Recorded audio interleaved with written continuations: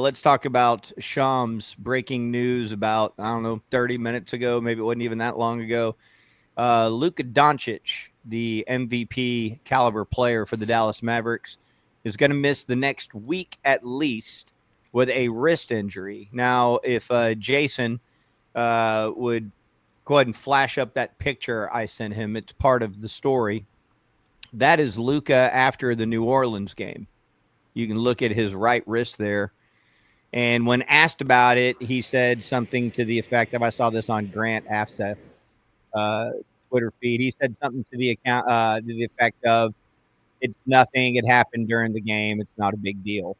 But then they did an MRI, and then they decided to shut him down for a week. And by shut him down for a week, they're reevaluating him a week. So that means it could be 2 weeks or 3 weeks.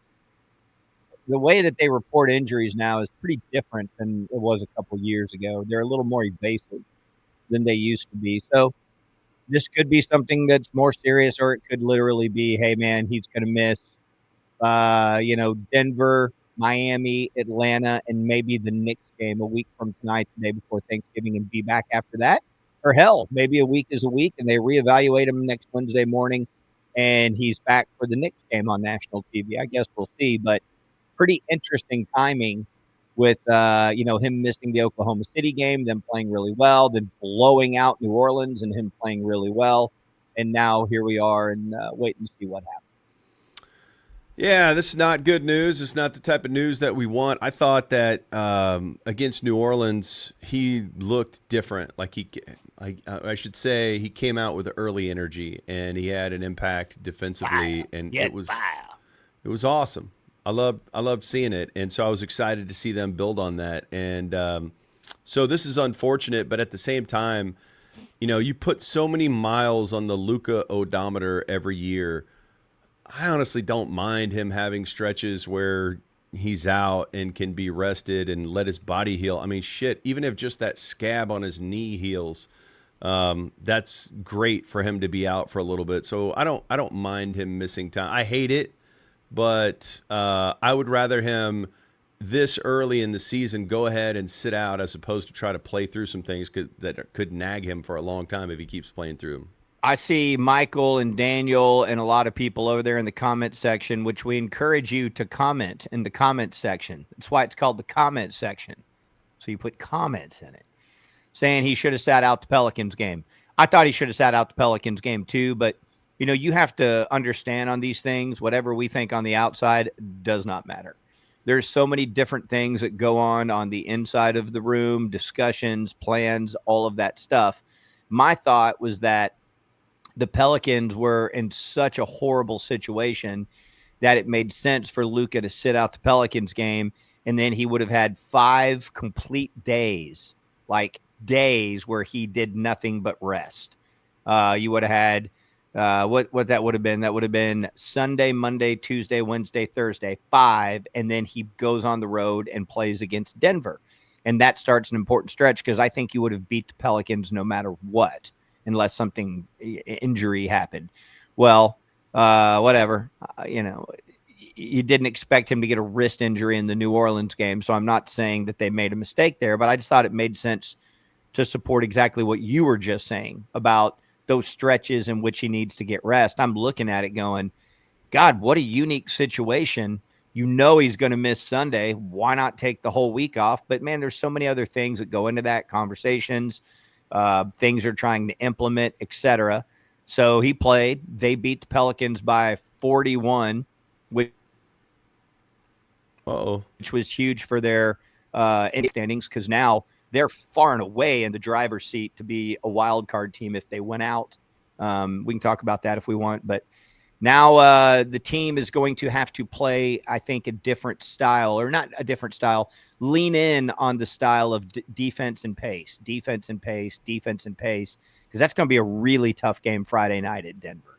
Yeah, and you don't want to play Denver. You don't want to play anybody without Luka. It sucks to be without the best player in the world.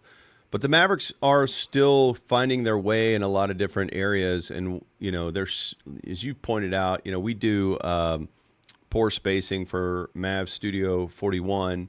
every Wednesday night at 6 p.m. This Mav-centric show we do comes out. And, you were pointing this out. There's a log jam with the, there's a bunch of guys that maybe you call them a 1 or 2 Right. ball handling guys, shooters, and some of that still needs to be sorted out. And it's hard to sort it out with minimal playing time. So if you want to find a silver lining in this, maybe it's that, okay, some of these other guys are going to get a bigger opportunity here to show what they can do, and maybe they solidify bigger roles for when Luka returns. Yeah, and I was thinking a little bit about that too, Ben. This idea of like who might start, and I think it's going to be matchup based. If you look at the way Denver plays, and keep in mind, I don't want to speculate on this.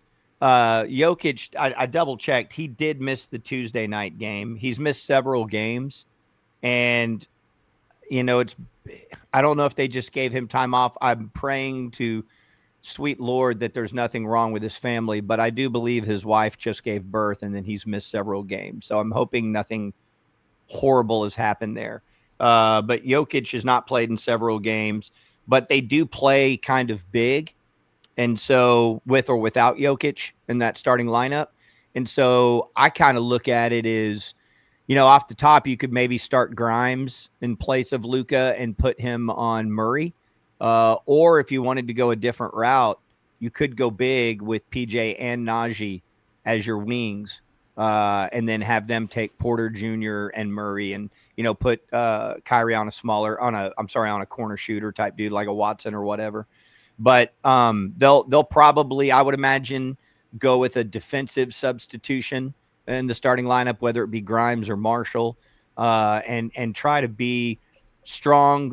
Defensively, big, rebound wise, get it and push is, I would imagine, what they will try to, what they did against Oklahoma City, which that was an exaggerated version of that because Oklahoma City was playing so very small due to their injuries, which, by the way, I saw Hartenstein might be coming back for them, so that could change for them. But it'll be for sure 3 games it'll miss, probably 4 if you include the game a week from tonight. And so everyone was on the internet going, see, the Mavericks are better without Luka with my 1-game sample size. Last year without Luka, the Mavericks were 4-8, which I don't know if you've done the math on that, but that sucks. So hopefully Luka gets back soon, but this team is good. This team is deep. This team is talented. And I think they can stem the tide for short stretches while he's sitting out. Yeah. I want to talk a little, is there anything else Mavs related? Because I do want to talk a little mock season with you. No, let's do it. I do. Before we move on, people are asking questions about the Cup. Does the Cup matter? Does this in-season tournament matter? I think it matters because it goes on your record, for one. So just bare bones, that matters. But just so that it's equal to any other game in that regard. Yeah. So what they do is they put you in these groups, and there's Western Conference groups, there's Eastern Conference groups. And so you play, there's 5 teams in a group. So you play 4 opponents, and their opponents you would play anyways. You play them on Tuesday and Friday nights. So in their group, they have Golden State. They lost that Tuesday night game when Captain Clay night. So they lost that game. So they were 0-1 in their group. Then they beat New Orleans Tuesday night. Now they're 1-1 in their group. They have a Friday night game against Denver. And then December 3rd, the week after Thanksgiving, they play Memphis. That's the final game of their group. So they'll have a record there. Right now they're 1-1. They'll either be 1-3, 2-2, or 3-1. Those games go against their 82-game record. Then if they are in the next stage, they move to a tournament part. And if you end up winning the tournament, like you're the champ, or you get to the championship game, you actually end up playing 83 games. And I believe that final game does not go on your 82-game record. I would have to double check that. Lakers won the Cup last year. Players dug it last year because it had a lot of hype behind it. There was a lot of juice. I mean, we're talking about it's November and December in the NBA when all anybody is talking about is the NFL.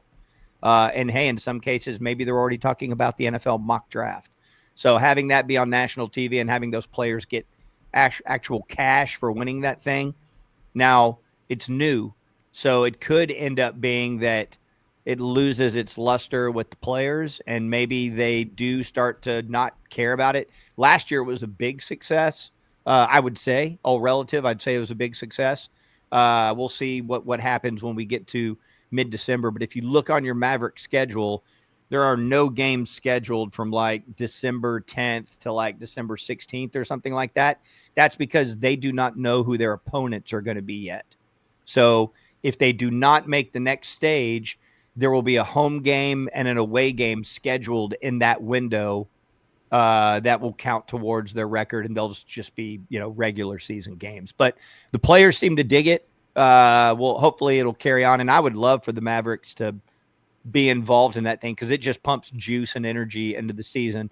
That was really the only good thing that happened for the Lakers last year was winning the cup. It hadn't grabbed me yet. It hadn't pulled me in yet, and I'm curious about our listeners or our viewers here. In the comments, just answer yes or no. Has this thing grabbed you? Are you into it? And I think it would be different if the Mavericks are in it and playing for something, and it is being talked about, and then maybe it would pull me in and grab me. I do like the unique courts. It does break up the season, having some crazy courts and stuff like that. And if it matters to the players, it'll matter to the fans, and so if it matters to those guys. So, yeah, leave it in the comments. Does the NBA Cup matter to you at this point? Yes or no? Yes or no? Say it! Leave a comment over there. So, yeah. Oh, here's a good comment. By the way, we live stream. The point of this live stream is to interact with you guys. And I saw somebody ask if Cole Hamels will be an ace in 3 years, and I know Skin doesn't have the balls to answer that, so he probably didn't have the balls to answer this. Wait, where'd that comment go? I think he's Cole Hamels is a middle reliever for the Padres right now, right? Hey, don't dodge it. That's just cover fire. Do you think the Mavs will bring back DJ Moose Banga? I think, see, the problem is he's not eligible to be a two-way player. Was he the one that got in the fight at that diner on 75? Or was that Tim Thomas? Or did Tim Thomas fight Moose Banga? It's so terrible. Like, Moose is not a part of his name, but because he played in Dallas where Moose Johnston played, he ended up becoming DJ Daryl Moose Banga. Isn't he the reason we almost got fired? No, I mean, I think he almost got cut. No, remember the promo guy? Yeah, he wore his uniform up into the old number 7 club to jump on our ticket post game. He was just standing there. The worst environment to broadcast. Every time we did a post game show, a drunk lady would fall on the table. It was loud. We couldn't hear. We were sitting down in a corner, and drunk people would try to talk to us while we were broadcasting. And a promo guy went and got Moose Banga out of the locker room without the PR staff knowing. He was wearing his Mavs sweats, walked him up to the frickin' old number 7 for him to do an interview in a loud place with a guy who speaks English as like his 4th language. It was amazing. He hadn't even played in the game. No, he hadn't played in weeks. And it's like he was in full uniform. The hell, dude. The ambitious promo guy is a cool thing, Now I'd give anything just to have a real promo person that you still work with, and but the ambitious, no one got into sports talk to be a promo guy. They just got in to kind of work their way in, and he was ambitious. He wanted to, hey man, I can deliver a big time Maverick for this post game show, and he went for it. I'm actually working on a character called the ambitious promo guy. It's just a little guy. I'm workshopping him. I'll bring the thing later. What about Big Dong Jeremy when we're at the Fan? He's the first person, I think, to ever ask Luka a question, right? Did he ask him before you, or did you interview Luka before that? No, well, it was the press conference, the first press conference the day after the draft. It was, Luka's up there with Jalen Brunson and Bill Duffy and Donnie Nelson, and they have it all set up, and then they go out, they say their words, and then they go out to the crowd. And Jeremy was there to help set up because we were, streaming for the Fan. We were, simulcasting the press conference, and me, you, and KT are sitting there on the air, and we're listening, and they throw it out to the media. And the first question is, Big Dong Jeremy grabbed the mic. I don't even think he was a credited member of the media, but he grabbed the mic and he fucking rocked it too. He did. He was sitting at a promo table with a bunch of like squishy hearts and stuff and promo items to give out. Yep. Keychains and stuff. And he just grabbed the mic and he was like, You're known as being one of the greatest players in the world. He started with a huge compliment, buttered You're him up. probably one of the most hyped players to come to the NBA from Europe of all time. Oh my God, it's so good. That was almost as good as when we were at the Fan, and in the morning, so guys didn't have to come in super early. They would replay the best of from the day before, just clips of the best stuff of shows. So if somebody was up super early, they could hear the previous day's best sports talk. And the hosts of those, there was like 3 rotating hosts of it, and they were all trying to find their way in the business, trying to get their foot in the door. Each one of them took the initiative to rename the segment something else. That shows you how important that time is to management. They didn't even know it was going on until we did a segment on it. Do you remember the names? I mean, one was called like Sports Breakfast or some shit, and one was the Daily Rewind, and one was the Best in. I mean, they all just made up names. One of them was Sweet John Harvick. Oh my God! Yes. KT remembers all that. Maybe we'll bring that up today on the show. Make sure to listen to the Ben and Skin Show, 3 to 6 every day on 97.1 KEGL, the Eagle. Okay, I do want to talk about it being mock season. We're not gonna, our style. We're not watching film, but I do want to talk about some of the bigger themes here. And I'm going to ask you a question. So because we are live streaming, that allows us to interact with you live. Mm-hmm. So we're looking at the comments here constantly. Like this one from Larry Polsky. When is it happening? That's a phenomenal question. That's fucking dope. It's incredible. I'm going to speculate early spring. What are you thinking on when it's happening? Which thing? Exactly. Yep.